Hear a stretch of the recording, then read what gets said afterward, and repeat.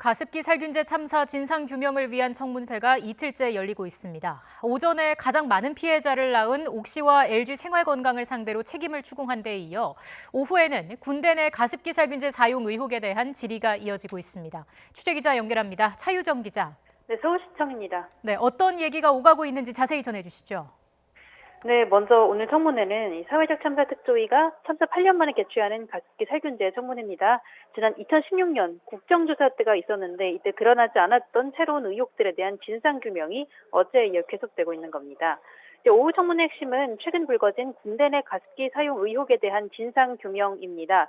지난주 조사위가 최근 육해공군 등 12곳에서 12년간 가습기 살균제 800여 개를 구매해 사용한 증거를 확보했다고 발표를 했었죠.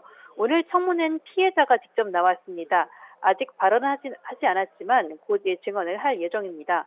국방부에서 인사복지실장과 의무사령관들이 증인으로 이미 출석을 했습니다. 조사위는 가습기 살균제 피해 발생 가능성 인지 여부와 피해자 조사를 왜 진행하지 않았는지 전반적으로 캐물을 예정입니다.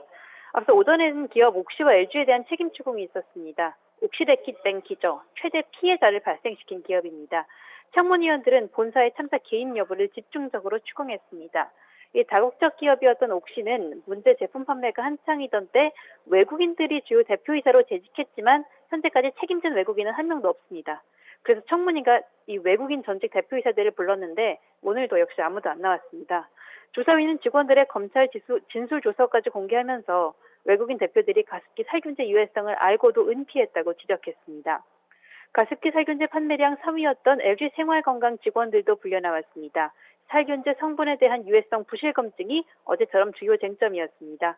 가습기 살균제를 개발했던 담당자는 당시 흡입 독성에 대한 시험을 직접 하지 않았다면서 안전성 검증이 부실했음을 인정했습니다. 서울시청에서 전해드렸습니다.